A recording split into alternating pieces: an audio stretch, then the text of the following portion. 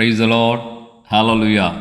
దేవుని పరిశుద్ధ నామానికి మహిమ కలుగును గాక. క్రీస్తునందు నా ప్రియమైన దేవుని బిడ్డలని మీ అందరికీ ఉదయకాలపు శుభములు తెలియచేస్తున్నాను. నా ప్రియమైన దేవుని బిడ్డలారా, ఈ యొక్క ఉదయకాలమందు దేవుని యొక్క ఆత్మ మనకు ఇచ్చినటువంటి లేఖన భాగం కీర్తన గ్రంథంలో నుండి ఒక మాటను మనం ధ్యానించబోతున్నాం. అది 51వ కీర్తన.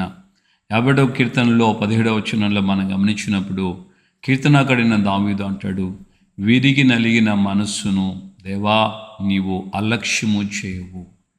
విరిగి నలిగిన మనసే నీకు ఇష్టమైన బలి, విరిగి నలిగిన మనసును నువ్వు అలక్ష్యము చేయవు అంటూ కీర్తనకారుడైన దావీదు దేవునితో ఆ కీర్తన రాస్తూ అంటున్నాడు. ప్రియులారా, మనం గమనించాల్సినటువంటి మాట, విరిగి నలిగితే అంటే పగిలిపోవటం, విరిగి నలిగటం, పగిలిపోవటం. సో పగిలిపోయిన దాన్ని మనం ఎప్పుడు కూడా ఇంట్లో ఎందుకు మనం ఉపయోగించుకోం. పగిలిపోయింది ఎందుకు పనికిరాదు. పగిలిపోయిన వాటిని మనం తీసి బయటకు పడేస్తాం. కానీ దేవుడైతే పగిలినటువంటి మనస్సును, పగిలినటువంటి హృదయమును, పగిలినటువంటి జీవితాన్ని ఆయన ఎట్టి పరిస్థితుల్లో తృణీకరించాడు. ఆయన ఎట్టి పరిస్థితుల్లో వాటిని విసిరివేయడు, వాటిని అలక్ష్యము చేయడు. ఈ రోజున ఆయన కోరుకుంటున్నది విరిగి నలిగిన మనస్సు, అంటే పశ్చాత్తాపము, లేకుంటే తప్పిదానికై దేవుని దగ్గర ప్రాయశ్చిత్తం పొందేటట్లుగా. దేవుని యొక్క లేఖనంలో దావీదు రాజా అంటాడు, తన అతిక్రమముల నిమిత్తమై పరిహారము నొందిన వాడు ధన్యుడు అని. ఆయన మరొక కీర్తనలు అంటాడు, నేను బాల్యములో చేసిన పొరపాట్లు తప్పిదాలను మన్నించండి అని అంటాడు. నా ప్రియమైన దేవుని బిడ్డలుగా ఈ రోజున మన జీవితంలో మనం దేవుని సన్నిధిలో ఏ విధంగా బ్రతుకుతున్నాం, ఏ విధంగా మనం జీవిస్తున్నాం, మన యొక్క పాపం నిమిత్తమై, మన తప్పిదాల నిమిత్తమై పశ్చాత్తాపడుతున్నామా, మన పొరపాట్ల నిమిత్తమై దేవుని దగ్గర క్షమాపణ కోరుకుంటున్నామా, లేకుంటే మన జీవితంలో మనము నిర్లక్ష్యంగా, మనం కఠినంగా ఉంటున్నామా? ఎవరు చేయట్లేదు పాపాలు, ఎవరు చేయట్లేదు పొరపాట్లు, ఎవరు చేయట్లేదు తప్పిదాలు? ఏం వాళ్ళు నీతిమంతులుగా ఉన్నారా, వీళ్ళు నీతిమంతులుగా ఉన్నారా? నా పిల్లలు ఒక్కరైనా ఈ పొరపాట్లు చేసింది, వాళ్ళు చేయలేదా, వీళ్ళు చేయలేదా? వాళ్ళు చేస్తే ఎట్లుండేది, వీళ్ళు చేస్తే ఎట్లుండేది? వాళ్ళు చేసినప్పుడు ఈయన మనసు ఎలా ఉంటుంది, ఈయన ఏమనేవాడు, వాళ్ళు ఏమనేవాళ్ళు? ఇలాగా మనం చేసిన పొరపాట్లకి ప్రాయశ్చిత్తాన్ని కంటే కూడా, మనం చేసిన పొరపాట్లకి దేవుని దగ్గర క్షమాపణ కంటే కూడా వాళ్ళల్లో వాళ్ళల్లో చుట్టూ ఉన్న ప్రజలలో చూసుకుంటా, వాళ్ళు ఇట్లా ఉన్నారు, వీళ్ళు ఇట్లా ఉన్నారులే, నాదేముందులే, నేను చేసింది అంతలే అన్నట్లుగా, మనం ఎవరికి కనబడలేదులే అన్నట్లుగా మనం జీవితాన్ని కొనసాగించుకుంటున్నామా? ఆలోచించండి. దేవుని యొక్క ఆత్మ మనకు తేటగా చెప్తున్న మాట, విరిగి నలిగిన మనస్సును నీవు అలక్ష్యము చేయవు. పొరపాటు జరిగింది, తప్పిదం అయిపోయింది, దావీదు రాజుకు తెలియబడింది. నాతో ప్రవక్త వచ్చి చెప్తున్నాడు, ఆ పాపం చేసిన వాడు నీవే అని అన్నప్పుడు వెంటనే దావీదు దేవుని సన్నిధిలో నేను పాపము చేసి తిని అని ఆయన ఒప్పుకోలు చేశాడు. మరి ఈ రోజున మన జీవితంలో మనం మన పాపాల నిమిత్తమై, మన పొరపాట్ల నిమిత్తమై, మన తప్పిదాల నిమిత్తమై ఒప్పుకోలు చేసే స్థితి మనకుందా? మనం ఆ విధంగా ఒప్పుకోలు చేయగలుగుతున్నామా? దేవుని సన్నిధిలో నీవు పరిశీలన చూసుకోవాలి. దేవుని యొక్క వాక్యము అలా చెప్తుంది, విరిగి నలిగిన మనస్సును ఆయన అలక్ష్యము చేయడు. ప్రియమైనటువంటి దేవుని బిడ్డలారా, దేవుని సన్నిధిలో నీవు ఎంతగా తగ్గించుకుంటావో, దేవుని ఆత్మకు నువ్వు ఎంతగా అప్పగించుకుంటావో. సౌలు తన పాప నిమిత్తమై దేవుని యొక్క సేవకుడి దగ్గర, సమూయేలు దగ్గర పశ్చాత్తాపడలేదు. పైపెచ్చు జనుల ప్రధానులు ఎదుట నన్ను వచ్చి ఘనపరచు అంటూ సమూయేలు వస్త్రపు చెంగును పట్టుకొని లాగుతున్నాడు. ఒకసారి ఆలోచించండి, దావీదుకి సౌలుకు ఉన్నటువంటి వ్యత్యాసం.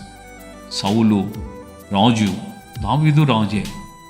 దావీదు చేసింది ఘోరమైనదే, సౌలు చేసింది తక్కువ, చిన్నదే, మాట వినలేదు అంతే.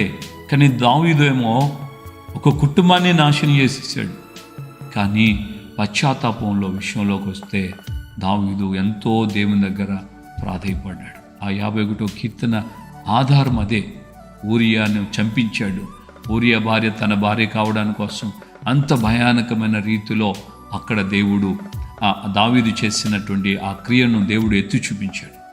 నువ్వు చేసింది పాపమే అని ఆయన పాపాన్ని గుర్తు చేసినప్పుడు దావీదు మానక దేవుని దగ్గర ప్రాధేయపడి, పశ్చాత్తాపడి, కన్నీళ్లతో, విరిగి నలిగిన మనసుతో ప్రాధేయపడుతున్నాడు.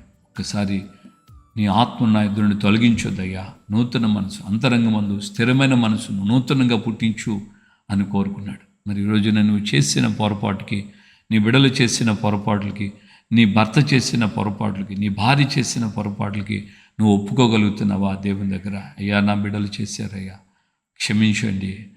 నా భర్త చేశాడు, క్షమించండి. నా ఇంటివారు చేశారు, క్షమించండి. ఇది క్షమించబడలేనటువంటి పాపమే, అయినప్పటికీ మీరు క్షమించేటకు సిద్ధమైన మనసు గలవారు కనుక క్షమించయ్యా. నా బిడ్డల మీద మీ కనికరం, నా కుటుంబం మీద మీ దయ, నా పరిచర్య మీద మీ యొక్క ప్రేమ, కనికరం, వాత్సల్యత రానివ్వండి అని మనం ప్రార్థన చేస్తున్నామా? వాళ్ళు ఇట్లా, వీళ్ళు ఇట్లా, వాళ్ళు ఇట్లా, వాళ్ళ ఇంట్లో ఇది జరిగింది, వీళ్ళ ఇంట్లో ఇది జరిగింది. కొంతమందికి ఇదే వ్యవహారం, వాళ్ళ ఇంట్లో అది జరిగింది, వీళ్ళ ఇంట్లో ఇది జరిగింది, వాళ్ళ పరిచర్యలు ఎట్లా, వాళ్ళ పిల్లలు ఎట్లా, ఆ పాస్టర్ ఎట్లా, పాస్టర్ ఎట్లా, పాస్టర్ గారి పిల్లలు ఎట్లా, వాళ్ళు ఇట్లా, వీళ్ళు ఇట్లా, ఇది చెప్పుకుంటే ఇది చూసుకుంటే తిరుగుతూనే ఉంటారు కొంతమంది. నాకు తెలిసిన పాస్టర్ గారు ఉన్నారు, ఆయన పొరపాటున ఇది మనకు సంబంధించింది కాదని చెప్తున్నా కూడా, అట్ట కాదు పాస్టర్ గారు, ఇట్లా అయితే బాగుంటుంది కదా, అట్లయితే ఇట్లా అయి ఉండొచ్చు కదా, అట్లా చెప్పొచ్చు కదా, నువ్వు ఎందుకు మాట్లాడు అని మళ్ళీ నన్నే క్వశ్చన్ చేస్తాను. ఇలాంటి పరిస్థితులు ఉన్నాయి. దేవుని బిడ్డలుగా ఈ రోజున గుర్తించాల్సిన మాట ఏంటంటే, దేవుని దగ్గర విరిగి నలిగిన మనసు. ఈరోజు నా స్థితికి కారణం, నా పరిచర్య ఈ స్థితికి కారణం, నా కుటుంబం ఈ స్థితికి కారణం, నా పిల్లలు ఈ స్థితికి కారణం. ఒకవేళ నేనేమైనా అవిధేయతతో ఉన్నానేమో, నన్ను మన్నించండి ప్రభువా అని దేవుని దగ్గర ఎప్పుడైనా ప్రార్థన చేసామా? ఈ పరిచర్య ఎలా ఉంది? అంతకాలం ఎందుకు నువ్వు ప్రారంభించి నీ పరిచర్య, నీ కుటుంబ పరిస్థితులు ఎలా ఉన్నాయి? విరిగి నలిగిన మనసుతో ఆయన పాదాల దగ్గర ప్రాధేయపడతాం. దేవుడు ఖచ్చితంగా మనల్ని కరుణిస్తాడు. ప్రార్థన చేసుకుందాం. ప్రేమగల తండ్రి, ఈ ఉదయకాలం ముందు మాతో మీరు మాట్లాడిన మీ అమూల్యమైన వాక్కుకై స్తోత్రాలు. విరిగి నలిగిన మనస్సును నీవు అలక్ష్యం చేసే దేవుడు కాదు కనుక నా ప్రభువా, ఈ దినాన నా ప్రభువా మీ పాద సన్నిధిలో నా తండ్రి విరిగి నలిగిన మనసుతో మా పొరపాట్లు, తప్పిదాలు, అతిక్రమాలు, అయ్యా పాపాల నిమిత్తమే పశ్చాత్తాపడుతూ మీకు ఏ విషయంలో మేము అయ్యా వ్యతిరేకంగా ప్రవర్తించామో ఆ విషయాలన్నింటినీ మీ పాదాల దగ్గర ఒప్పుకోలు చేసుకుంటూ మీ సన్నిధిలో నాయన మేము నూతనపరచబడిన వారు, మీ సన్నిధిలో మమ్మల్ని మేము తగ్గించుకుని అప్పగించుకుంటూ ప్రభావ ముందుకు సాగుటకు సహాయం ఇచ్చి ఈ మాటలు విన్నటువంటి మేమందరము మా జీవితాల్లో మేము సరిచేయబడిన వారమై, విరిగి నలిగిన మనసుతో అలక్ష్యము చేయని హృదయము కలిగిన వారమై మీ సన్నిధిలో ముందుకు సాగుటకు సహాయం చేయి. కృపయు, కాపుదల, సమాధానం, నెమ్మది అనుగురించి ఘనత, మహిమ, ప్రభావం మీరు మాత్రమే పొందమని యేసు పరిశుద్ధ నామములో ప్రార్థన చేసి పొంది ఉన్నాము తండ్రి. ఆమేన్. మన ప్రభు అయిన యేసుక్రీస్తు కృపయు, తండ్రి అయిన దేవుని ప్రేమ, పరిశుద్ధాత్మిక అన్యోన్య సహవాసము, సమాధానం ఇప్పుడు ఎల్లప్పుడూ సకల పరిశుద్ధులకు మనకును ప్రాముఖ్యంగా విరిగి నలిగిన హృదయానికి దేవుని యొక్క కృపయు, సన్నిధి, సమాధానం అలక్ష్యము చేయబడిన హృదయానికి తోడే ఉండి నడిపించబడునుగాక. ఆమేన్. హల్లెలూయా. ప్రభువా అందరికీ వందనాలు. అలక్ష్యము చేయబడని హృదయం ఎవరు అలక్ష్యం చేయరంటే దేవుడు. విరిగి నలిగిన మనస్సును ఆయన, హృదయమును ఆయన అలక్ష్యము చేయడు. అలాంటి హృదయము కలిగిన క్షణం అనుదినం పాదాలు పట్టుకుంటూ కన్నీళ్లతో ఆయన పాదాలకి అప్పగించుకొని ప్రార్థన చేస్తే దేవుడు కనిపిస్తాడు.